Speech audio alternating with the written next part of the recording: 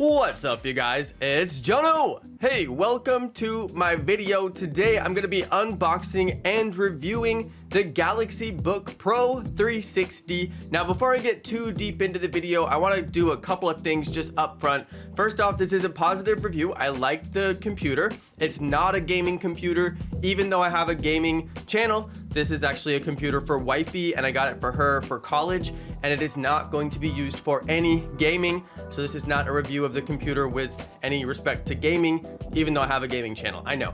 All right, so I did get the very best version of this computer. Some people would argue that the color is not the best. Okay, that's fair. Wifey actually wanted the navy color. She wished I wouldn't have gotten her the rose gold, is what I'm calling it, even though it is bronze according to Samsung. It looks like rose gold. All right, so it's a really powerful laptop just for her particular needs. She's just going to college and doing, you know, all that kind of stuff. She's an artist and she wants to use the S Pen, and it's got that beautiful touch AMOLED screen, and she is used to a touch experience. She's been using the Microsoft Surface for many years now. She loves that computer. It's an absolutely fantastic computer for her needs, and I thought, you know, she's been rocking that thing for a good 4 or 5 years now. It's time to upgrade Wifey's computer. What is the best computer on the market that has a touch screen and a pen that she can use for Photoshop and other artistic apps that she likes to use, and has the best viewing degrees, basically the best viewing screen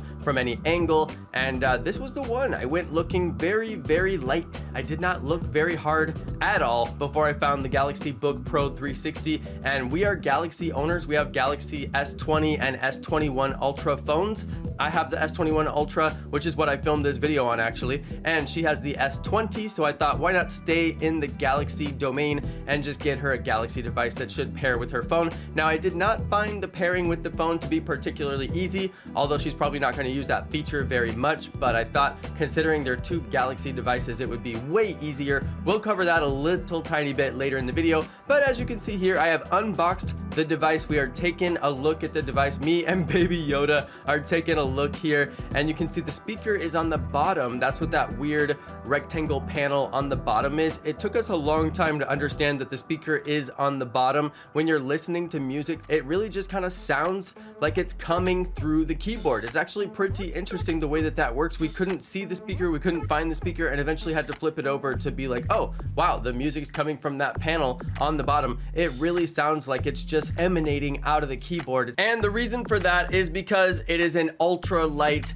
ultra thin computer, and that was one of the main features that Wifey requested on her new computer. I asked her specifically, if you were going to get a brand new computer, what's the main thing that you would want it to be able to do? What's the main feature you would want on it? And she didn't say Touch ID, which I am peeling that little Touch ID sticker here. She didn't say any of the things that I thought she would say. She said make it lighter and make it thinner, and I was like, wow, that's amazing. I wish I lived in a world where the only thing that I shopped for when I get a new laptop was make it lighter and make it thinner. But I can respect that because she has to lug it to school and lug it around to all of her various jobs and things that she does. So you do want it to be light and thin, and this laptop definitely fits the bill. Now, I was the one who made sure painstakingly that it has the best hardware on board, and I did review this laptop against all of the other top laptops, very top end laptops from all the best makers like HP, Lenovo, everybody else on the market right now, Dell,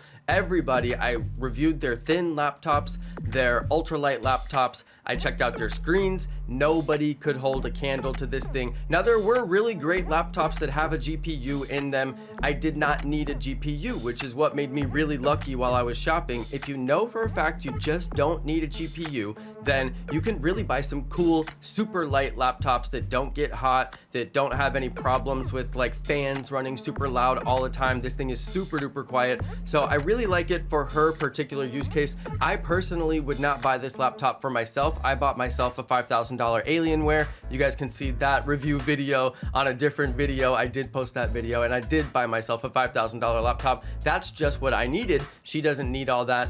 She really just needed the touchscreen and the light laptop. So that's really impressive. And I upgraded her. She got the S Pen now. So she had a touchscreen before. She's going to a touchscreen environment. That was very important. We live on that touchscreen. Anytime I'm over her shoulder and I'm helping her out with something, I don't have to take over her trackpad or take over her mouse to help her out. I can literally just touch the screen. I don't have to be like, yo, touch that thing over there in the corner. And she's like, what thing? And then I'm like, no, the thing over there. And she's like, wait, where? You know, I just touch it and it saves so much time and so much conversation between us. So it's just really nice to be able to help somebody over their shoulder and actually just touch things on the screen. I really wish that Macintosh would get with the program and put together a touchscreen offering, and I probably would have bought her a Mac, but they don't have a touchscreen, and that is the #1 feature that I cannot downgrade her from a touchscreen experience. Now, speaking of the touchscreen experience, this is the 360 laptop, so let's dive right into the 360 features.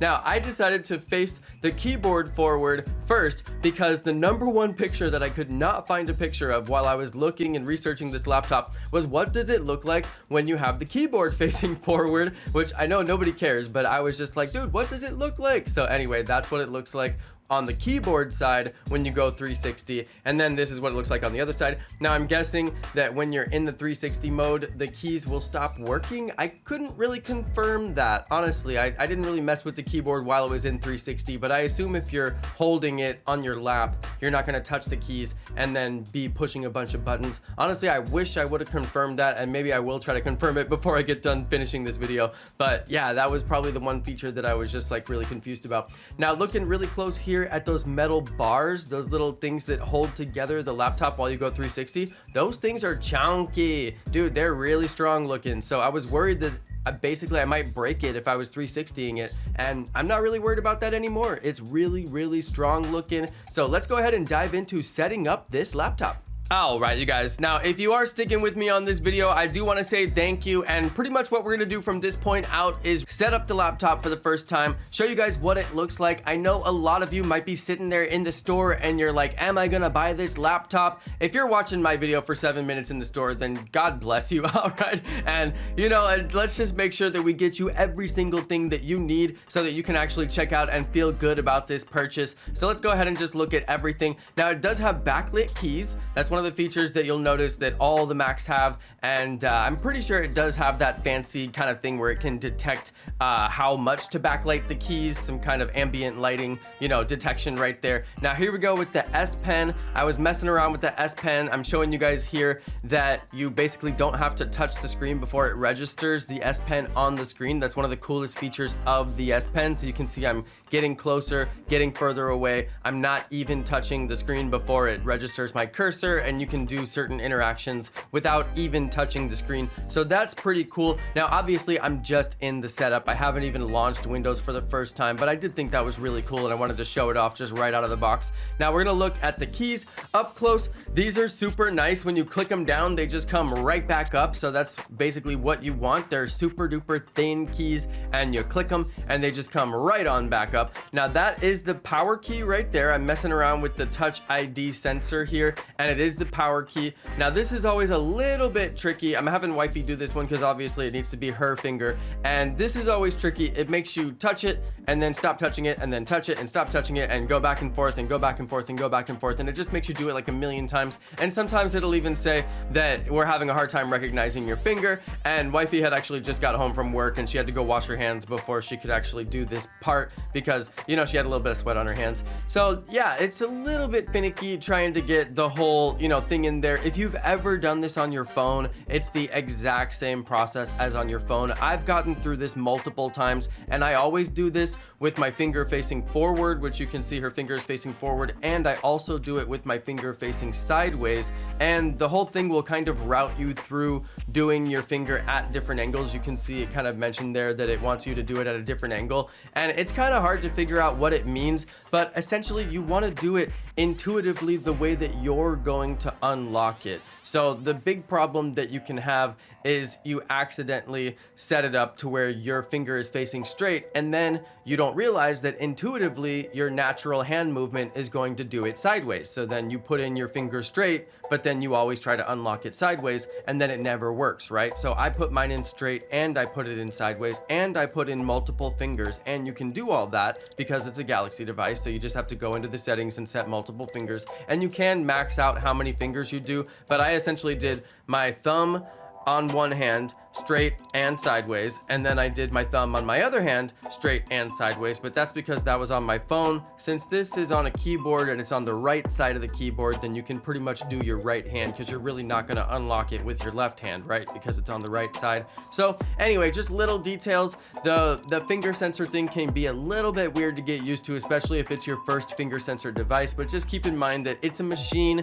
It can only go off the input that you give it, and if you give it the wrong input, then it'll always be wrong. And we have had that issue with our phones, and I would just recommend to try and put in your finger a couple more times than just the first time when they set you up. You're going to want to have a couple different variations, like from different angles and things like that. But anyway, the setup isn't too bad. We were able to get into Windows pretty quickly. Obviously, they've got their little Microsoft stuff that they want us to use, Microsoft Edge. You can just turn all that off. You do want to get in and do Windows updates immediately. That's the same thing you'll do with any Windows device. Anytime you get a new Windows device, just go into settings and you can go and find your Windows updates. And I'm going to do that here in a second, but one of the first things I want to do is go and see the specs on this PC. Now, obviously, I looked on the outside of the box, and the outside of the box says what kind of PC this is and all the specs that it has, but you really don't know that that's true until you boot up Windows and go in there and see what it says. And of course, it does say I got all my RAM. It says how much of that RAM is usable.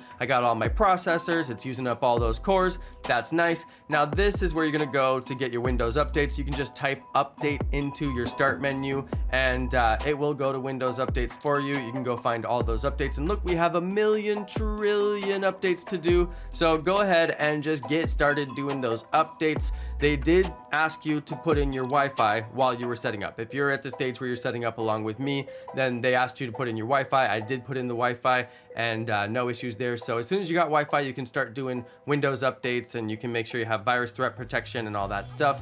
Now, I use Norton 360. I'm actually getting sick of Norton 360 because of all the bloatware. They are constantly with their little pop-ups and trying to get me to install extra stuff, and then I actually try to install the extra stuff and it doesn't even work. Anyway, the whole thing with Norton 360 is getting out of control, but I continue to maintain my subscription, and it treats 3 different devices, so I always put it on Wifey's computer as well as my computer, and I give out one of my extra devices to a friend just to make sure that everybody's connected and protected. That's right. Now, this computer does come with, I believe, a year of McAfee. I'm just not a McAfee fan. I never have been. I always use Norton.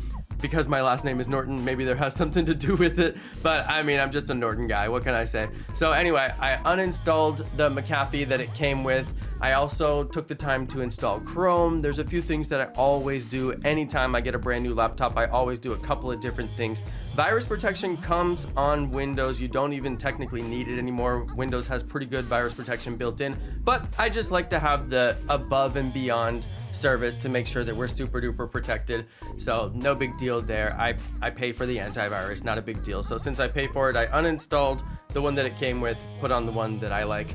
And then we put on Chrome. I had to log in Wifey to Chrome with her Chrome, and that brought in all of her bookmarks from her old computer. That's the cool thing about using Chrome. You log in with Chrome, it keeps all of your stuff in the cloud, and then when you go, you know, you basically just bring all of your bookmarks with you. So that was nice. Once I got her logged in, she was good to go. I don't know if you guys noticed right there, I switched the default browser over to Chrome. Definitely don't leave that default browser as Microsoft Edge.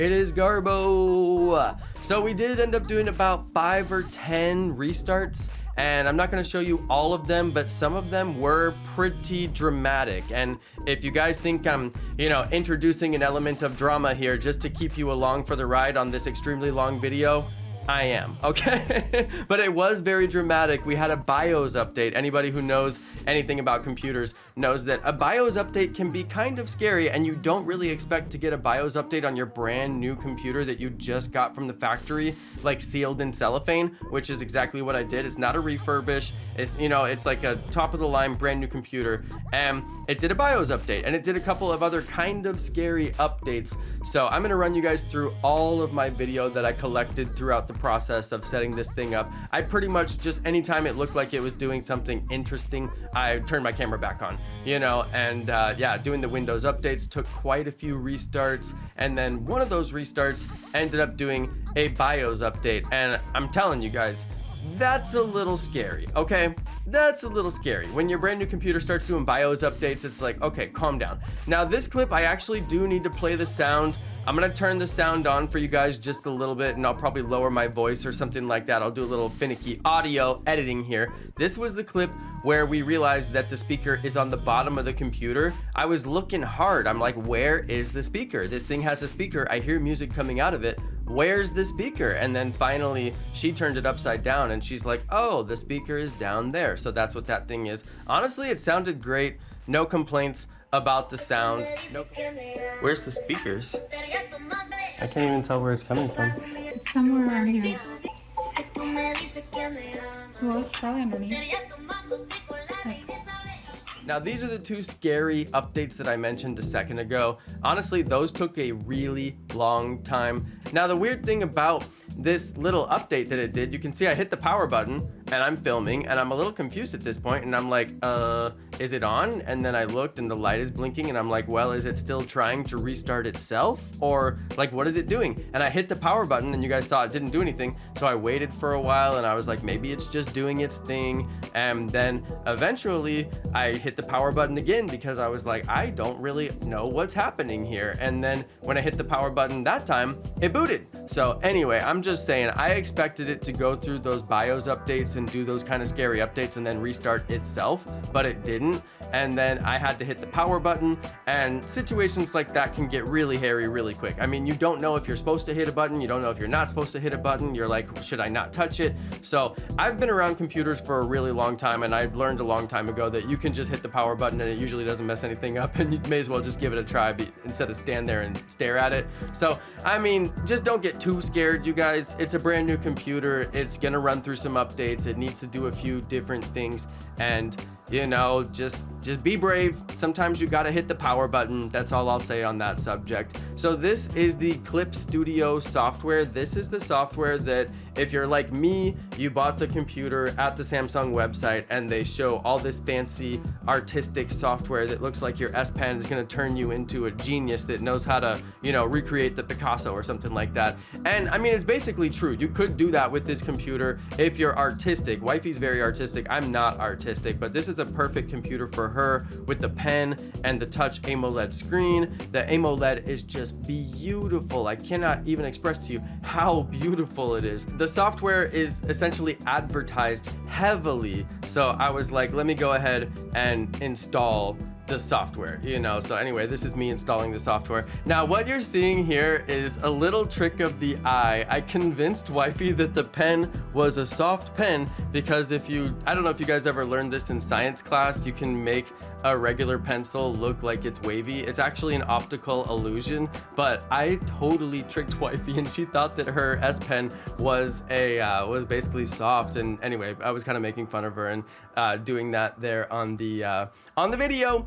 Anyway, guys, it's a really long video. It's actually hard for me to talk for 20 minutes about the computer, but I did kind of want to run you guys through our experience. Wifey loves her new computer. She's very, very happy with it. She loves the S Pen. All the software is great. The screen is gigantic and it's beautiful. And yeah, she was really happy with it. So this was a really nice purchase. And if you do want to get the price down, the price tag on this was $1,500, but you can do a trade-in that will save you a lot of money. And you can also downgrade to a 13-inch size, and you can downgrade the processor and downgrade the RAM and downgrade the storage and get down to about $500, which is a very, very nice price considering it has the same AMOLED screen, and that AMOLED screen is beautiful. So anyway, you guys, this was my review. I hope you guys enjoyed the video. Please drop a comment. Please smack that like button. Let me know what you think down in the comments. Of course, I'd love to hear from everybody who managed to watch this video until the very end.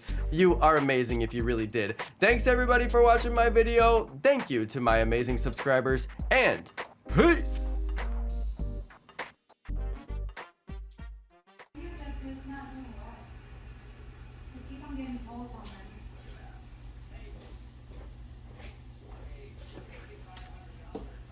What?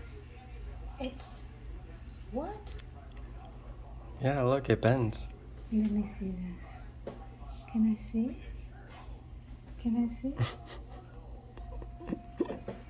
Wow. It doesn't really bend. It It's an optical illusion. No! How did that happen? Wow. This whole time, it can happen with any pen. Yeah, any pen. No way. Yes.